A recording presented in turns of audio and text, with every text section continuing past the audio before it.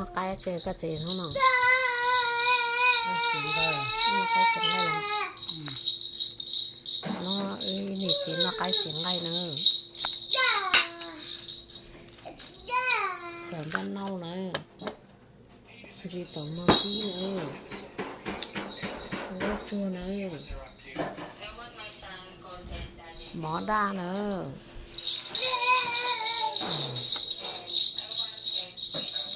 nó luôn nó chết quá luôn mình nhận chua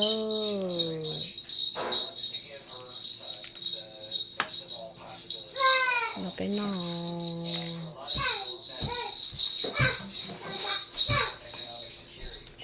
vậy em á không có chó là sai cha chúng cô chỉ tao tôi có chó đi là cha luôn không phải bắt nó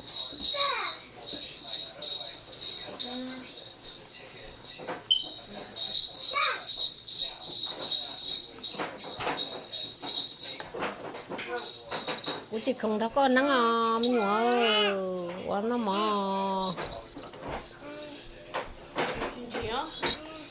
hả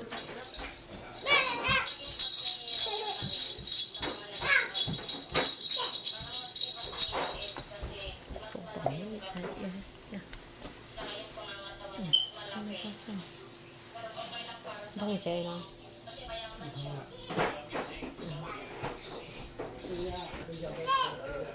chúa họ có chúa nhá họ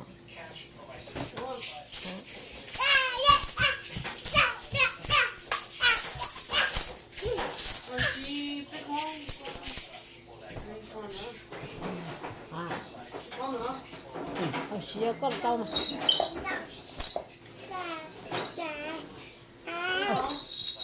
nó chỉ khó liền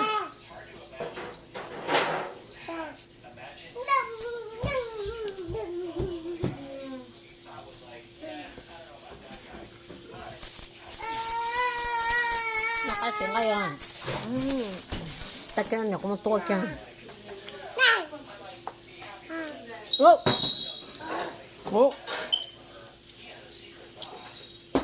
sáng khó thật à ý nghĩa chuyện sáng trong học chín mong tôi thì tao mới nâng kia nếu một to thì tao mới nâng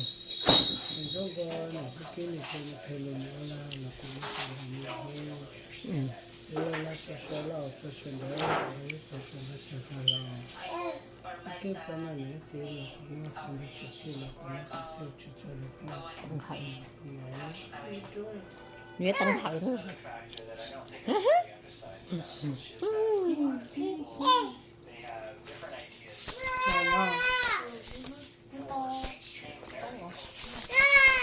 ăn gì à? À là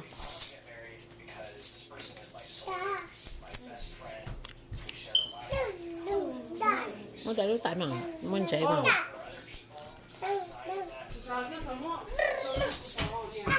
yeah.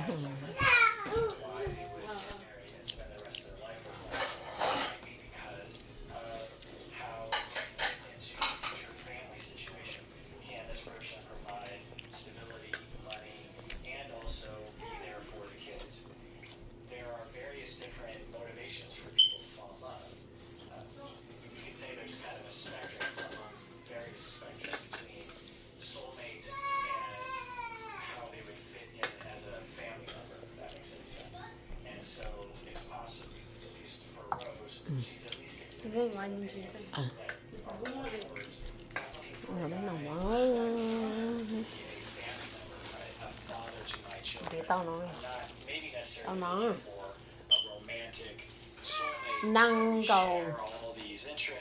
năng cầu trâu tuồng That's a mainstream American cultural value that not everyone shares. I'm guessing we'll hear more about that. cái giống có chấp lại vô là nhưng mà vô men không có chấp lại liền nhìn tê mà gì sáng tê thôi tiếp theo mà cô vô cầu tù nữa thế xin tên tôi năng cầu trâu tù không ít bùi gì chầu nha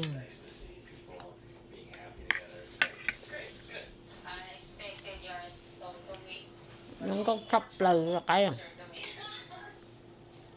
thought if I told you I was the same height, maybe I would have a chance. As I said in the previous video, no, do not lie.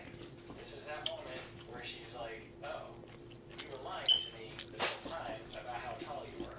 She seems to be taking it okay, but if you're Rose, you gotta be thinking, Chỉ tò mò. what else have you lied to me about in order to make me like you? That's not a good way to start a relationship. Don't do that, people. A lot of people do that, doesn't help. Work on your self-esteem, stand tall, so to speak, be yourself. People will like you, you don't have to trick them. Wait a second. Nó sẽ Poquito. Poquito. Compa Daniel. Did he just speak Spanish to her? Isn't that Spanish? là bên nó ơ. Why is he speaking Spanish? Is this the first time you've been to Manila? Nó cái xiềng gai cho nó mà chỉ chân xiềng gai không. At a hotel. Nếu nó bắt xa là xỉa tăng cho liền ơ. Cho nó là. Friends. Yeah. New Year party. Okay. Thế cho nó chia cái chữa. No guys. Cho nó dòng có cái đũa. Falling into that trap. Đu plau đu gai không nè. Why are you going here already? You seem like such a nice guy. Thì cái đu thì tiệt. With being paranoid or jealous a little bit of Là mất cho là mua là một cái gì seems to be handing himself over to nhớ cho computer mà ít tôi nó là what I would characterize as impossible sách là nó mua là cái nhiệt thì cũng cho là mua cho cái chết rồi. guys have you. It's like it comes from a Giờ nó mà. Cái ai yang xin này. mà tua là sao?